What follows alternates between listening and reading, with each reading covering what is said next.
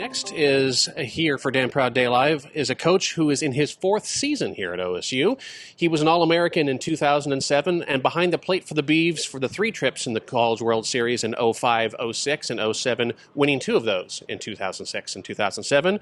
He returned to OSU in 2019, and he has his team currently in the top 25 in 3 major polls. We're certainly glad to have him back here at OSU and on Dan Proud Day Live. Please help me welcome the Pat Casey head baseball coach, Mitch Canham. Mitch, thanks for being here. Case, thanks for having me. Excited to be a part of Damn Proud Day once again, and it's beautiful. I know last year we had a little precipitation coming down on us, but right now it's nice looking out on campus and seeing everyone run around, some shorts and T-shirts, which you don't see too often now, but it's springtime, it's beautiful, it's baseball weather. It's baseball weather indeed. You're coming off of a season where you lost a record 8 players to the draft, including a bunch from your starting pitching staff, your entire outfield. Even with that exodus of talent, you oversee a program that has really high expectations year in and year out. Given all of that, yeah. What's been your assessment so far of the 2023 season, and has it met your expectations to this point of where we're at? Well, I don't look at it necessarily of losing those guys. Obviously, they're onto their professional careers, and there's a handful of other guys that took off as well after they graduated, and they're taking a different, outside of baseball approach to the rest of their lives. So it's fun watching them grow up. It's fun watching them develop, and yet still, when we were just down in Arizona this last weekend, we saw a handful of our alumni coming out to the game, supporting, saying hi to the guys, the coaching staff, and there's always going to be high expectations here for our baseball family, but we want that, we encourage that, and we put that kind of, intensity towards one another each and every year. Tons of new faces, but the veterans in that clubhouse have welcomed them, have taught them the ways that which we go about things. When our alumni come back in the fall and they're training, they're pouring into those guys as well when they're crossing paths. So it's been a blessing. First year when I got the job, huge smile on my face. The smile's still the same. Love what we do here, and even walking around Gill in the offices every morning and seeing the rest of the athletic department staff run around, it makes it exciting every morning. You just talked about it. You guys came back from a 4-game trip to the desert and you're entering the final month of the season. Obviously, a nice series with Arizona coming up this weekend. Yep. What are you looking for in this stretch run of the season before the tournament, both from the players but also from your coaching staff?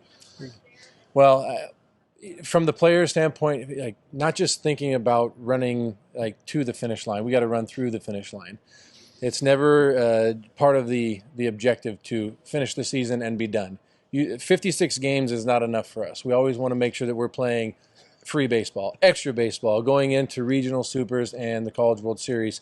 And so right now, what I'm noticing is that the guys are showing up to the field every day, looking to get better and better, regardless of what it is we're talking about in the classroom, on the field, just life skills. So we spend a lot of time in the classroom. We spend a lot of time, on the field. We spend a lot of time just having meals together in the morning and talking about ways that we can grow. So whether it's guys that are playing every day, we want to keep them consistent. Whether it's guys that aren't playing right now, we're finding ways to push the envelope, get them on the field, because that kind of competition makes us all get better. We're getting better on the base pass. We're really performing on the mound, and our offense is continuing to get better and better. From our coaching staff, these guys are, I can't get them to stop working. It's like, hey, maybe we should step away and go walk around campus, go for a jog or something. But it's constantly watching film, pouring into the players, scouting reports, and not only that, recruiting as well throughout the entirety of the season, because it never ends. And it's something that, we care about this family so much, you never really want to stop doing it. So I'm proud of everything that they've accomplished to this point, and I'm excited, and I already know what they're going to do through the duration of the season. They're going to push as hard as they possibly can. Lovely. You guys are raising funds today for a potential trip to Canada for fall ball. Talk about the importance of trips like these, and also how fall ball really preps for the spring. Well, you get one international trip every 4 years, and we haven't taken one since I've been here. Thought this would be a great time, especially with all the new faces we had coming in this year, and also next year we're going to have a lot of new faces too. We got kind of a mix, a lot of younger guys and a handful of older guys as well.